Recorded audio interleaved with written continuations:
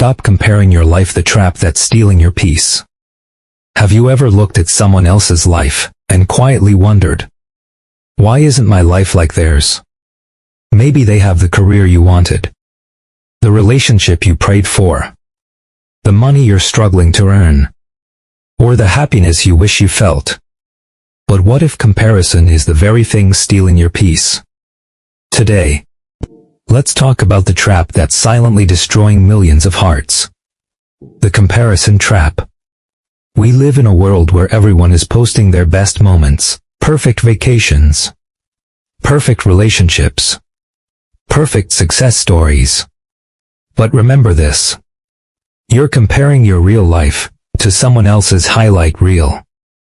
Social media rarely shows the tears, the anxiety, the sleepless nights, the broken hearts, the silent du'as.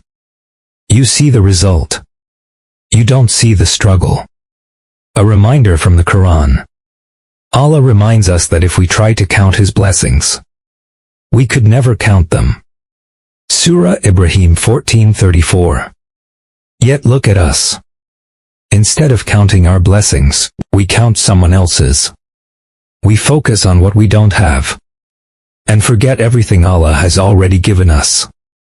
A home, health, family, food, faith.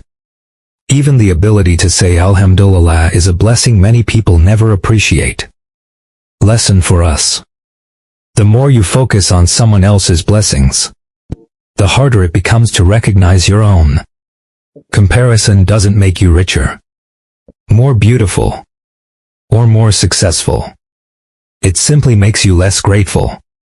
And a heart without gratitude will never feel satisfied. Your rizq is written. One of the biggest lies we believe is, I'm falling behind. Behind who? Allah never asked you to live someone else's timeline. Allah has already written your rizq, your opportunities, and your tests with perfect wisdom.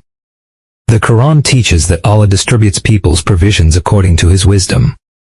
Surah Az-Zukhruf 43:32. What's written for you will never miss you. And what's not written for you, no amount of worrying can bring it closer. The danger of constant comparison. Comparison slowly changes your heart.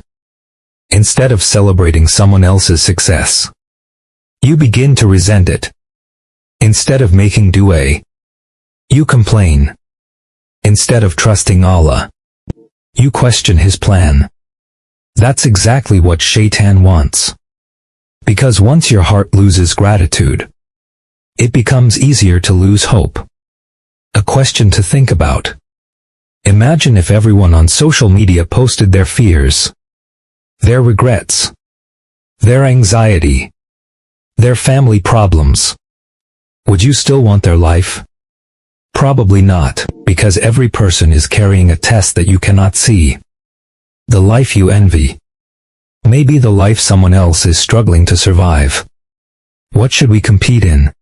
Islam doesn't teach us to compete in wealth, looks, or popularity. It teaches us to compete in good deeds. Ask yourself, am I praying better than I was last month? Am I reading more Quran? Am I becoming kinder? Am I getting closer to Allah? That's the competition that truly matters. One day, your followers won't matter. Your salary won't matter. Your appearance won't matter. The only thing that will matter is your relationship with Allah. So stop asking, why do they have more than me? Start asking, how can I become better in the sight of Allah? Because peace doesn't come from having everything.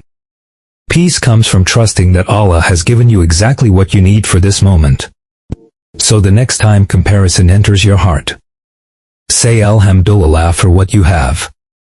Trust Allah for what is coming. And remember, what Allah has written for you will never pass you by. Assalamu alaikum.